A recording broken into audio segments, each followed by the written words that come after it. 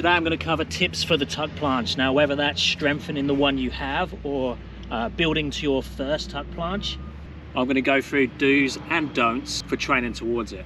Now, number one for all planche work is understanding what protraction is and understanding what retraction is. Obviously, protraction is the one we're looking for in the planche. This is your strong position.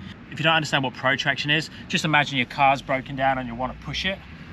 It's the position I get into now when I push here around my upper back. It's my strongest position. If someone was going to stand on my back in a plank position, I would round and push up to make myself as strong as possible. When we go into the tuck planche, we want to have that protraction and be pushing our energy up and forwards. Now, I'd highly recommend if you're working towards tuck planche, you also work towards front lever, so tuck front lever position. So this, whoa, Jesus. So this position. And part of that is keeping the scapula happy, so go doing things like active passive hangs. So from a passive position, keep your body one segment, pull your body up as high as you can without bending your arms. So you're just pulling down the shoulder blades. So depressing the shoulder blades up and down. Then you can progress that to arching scapulas. So retraction and depression of the shoulder blades to open the chest up. That's where your mobility of your thoracic spine is really important, to make sure that your scapula, your shoulder blades glide through up and down on the rib cage. They hug into your rib cage when you go into that protracted position, and your shoulders can just move freely. Then we want to start to work on protraction hold. So I'm going to externally rotate the hands. I'm going to push into protraction on my knees. So I've got that full protraction. I'm going to go up into tiptoes or up onto tiptoes in that position. Shoulders are above hands. I'm still protracting. I'm going to walk forwards a little bit and protract as hard as I can. So around that upper back. My shoulder blades aren't winging at all. You shouldn't be able to see my shoulder blades. They should be hugging into the rib cage. And I'm holding that position nice and strong. And then I can come back down again. Now, you could either do repetitions of that, or you could work up to like a 30, even a 60-second hold. Just make sure that your protraction stays the whole time. Get someone to watch or video yourself, ideally with your top off, so you can see what your scapula is doing. Okay, once we have that strong protracted position, that planche lean position, what I'm going to do now is I'm going to try and hold that position. I'm going to try and walk my feet in, so my knees come towards my chest, but I'm trying to keep my hip at the same height, and I'm trying to keep the same amount of weight, the same amount of protraction in the upper back and hands. So notice I'm not doing this. I'm not loading into the feet as I come backwards. We want to try and keep all the weight into the hands and the upper back and shoulders. I'll walk in and walk back out again.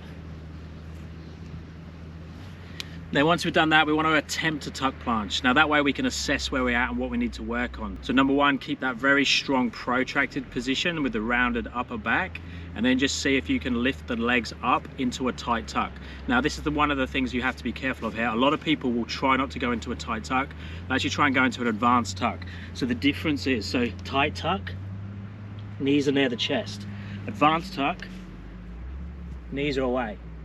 Now, the advanced tuck is much, much harder than the tight tuck, as long as you have the mobility to get into position. So jumping straight into the advanced tuck position is going to make it much, much harder to get good time under tension and enough reps and sets to get stronger.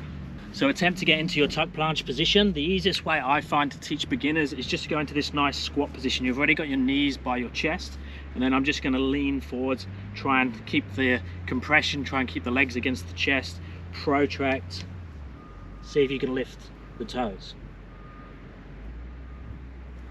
If you have it, then perfect. Have a look at how high the hip is relevant to the shoulders, and see if it's too high or too low. Ideally, it wants to be roughly the same. Now, when you are videoing yourself, make sure your camera is roughly the same height as your shoulders. You don't want the camera up here, and you don't want to have your hands up here and your camera down there, because you're not going to really be able to tell the positioning very well. So because you want to be able to see the upper back, and you want to see where the hips are relative to the shoulders.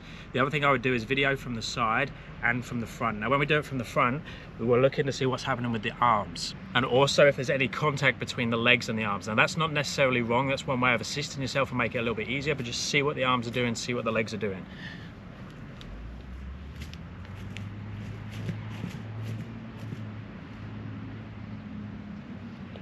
So a good tuck position is not having contact with your arms. You'll have a small gap, or at least no weight put onto the arms. You'll have dead straight arms and that full protracted position. A good goal is from the side is just to be able to just see your knees through your arms, because that shows that you're in a nice tight tuck position. The more you hang out the back, the harder it's going to be. Now, what do we do if we can't make it yet? If we keep falling down, we have a few ways of making it slightly easier to get into that good position. One, we could assist ourselves with a band. So we put the band around the hips or the ankles. Now, the ankles makes it a little bit easier to pull you into that tight tuck, but it does help you a lot more, especially if you have the band very high, so it's harder to get rid of the band. The hips tries to pull you apart, so again, it's not perfect, but it helps you a little bit less. So the goal, remember, is to slowly decrease the band or decrease the height that you're using to get you to a freestanding tuck planche as quick as possible. The other ways we could do it is walk in or slide in. So you slide into position. It's hard on this floor. Slide back again. I can't slide in here, but having like cardboard on carpet or a furniture slider, sliding back and forth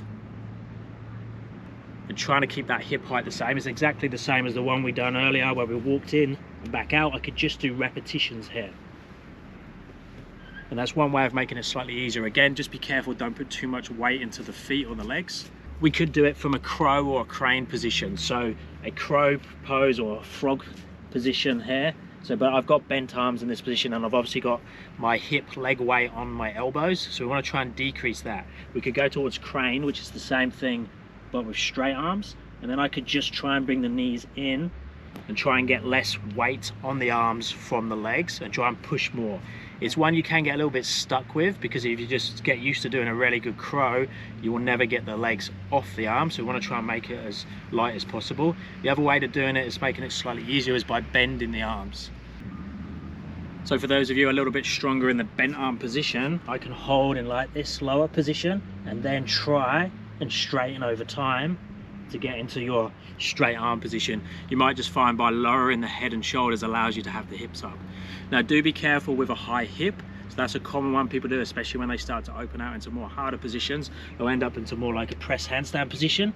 So that is one way again of making it slightly easier, especially if you can't get into a real tight tuck position. But just remember, the goal is when I'm here is to slowly come forwards and lower the hip down. The other common mistake you'll see people do is go way too far forwards, so think that all the energy needs to go in that direction for just a tuck planche. Now I say just a tuck planche because it's the easiest variation of the tuck, and we want the energy to be going more up into protraction, so pushing up in that direction, not forwards. I don't want to be all the way forward here and keep falling forwards, because then I'm going to have to fight that. I want the energy to go more up, so up into that position, so up there. And then the biggie, go back to that 80% rule I've spoken about before. I've got a specific video on it where I talk about just training your reps and sets in a good place where you can do your time under tension. So don't be going for a straddle planche if you can only hold it for a second with your high hips. Work the tuck planche at a variation that you can hold for at least 10 seconds. So 8 to 12 seconds, say that window, 8 to 12 seconds, good quality repetitions. If you're doing 8 to 12 second holds, maybe superset with tuck front levers, I'd be doing around 8 sets of working sets. Once you've done that, have a play around with different variations, play with going from handstand to tuck planche and everything in between, but get the working sets done. 80% good reps, 20% play. Let me know if you have any questions, and I'll speak to you next time.